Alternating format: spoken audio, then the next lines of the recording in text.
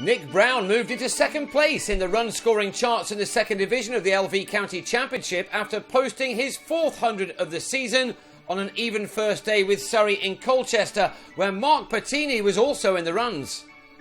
Batting first after winning the toss, the home team lost Jake Mickleborough in the game's sixth over as he became the latest batsman to find the pace of youngster Sam Curran a little surprising. The 17-year-old again shared the new ball with his older brother Tom, but in spite of that excellent start at Castle Park, the two bowlers did concede a few early boundaries to Brown and Tom Westley. These two kept the board ticking over nicely in what is a must-win match for Essex, who began it in 5th place in the second division table, 56 points behind their opponents here, who sit in the second of the promotion places. Gareth Batty brought himself on in the 18th over, and with his 4th delivery of the match, he had Wesley on 25, held by James Burke, as the batsman failed to find the gap on the leg side. Batty struck again in his second over, Ravi Bopara brilliantly held by Rory Burns under the helmet at short leg, a wicket which left the home team on 70 for 3. They'd moved that on to 96 for 3 by the time lunch came around, with Brown looking ever so good again after passing the 50 mark for the 7th time in 21 championship innings this summer. His latest had occupied 98 balls, from which he'd struck 8 fours. The 24-year-old, who's come on leaps and bounds this year, continued to look in good touch on the restart as well. He started his first-class career late, but he's making up for lost time now and is beginning to build up some very impressive stats. He lost his captain James Foster at the other end with 115 runs on the board, Zafar Ansari striking in his third over as the batsman nicked behind. That brought in Patini for a rare championship appearance, his recent one-day form at the top of the order helping his cause in this competition as he came in with so many regulars missing through injury. He made a bright start too to his innings as at last a partnership of note was developed by the Newman and Brown, who was closing in on his 4th championship 100 of the season and the 7th in his first-class career.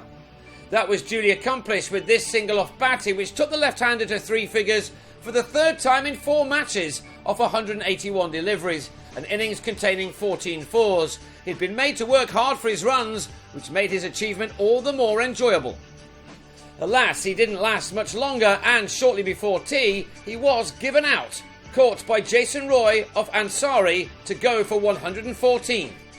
Tea was taken with the total reading 211 for 5, and Essex now really got their heads down. 13 overs passed by without a single boundary, although Patini did complete a pleasing half-century off 103 balls, with 6 fours included. For a man who's waited patiently on the sidelines, this was a moment he would have been delighted with. He then began to push the scoring along, again with some terrific shots, while his partner, Kishan Vellani, went after Burke, hitting him for 3 fours in the space of 4 deliveries, the partnership for the 6th wicket realising 61 runs. Burke exacted immediate revenge as in the same over, he found the edge of Vellani's bat off a rather wide delivery to have the batsman taken behind for 34 at 263 for 6. Batty chose against taking the second new ball and stuck with spin, a decision rewarded when Matt Salisbury nicked Ansari to Roy to go for 4.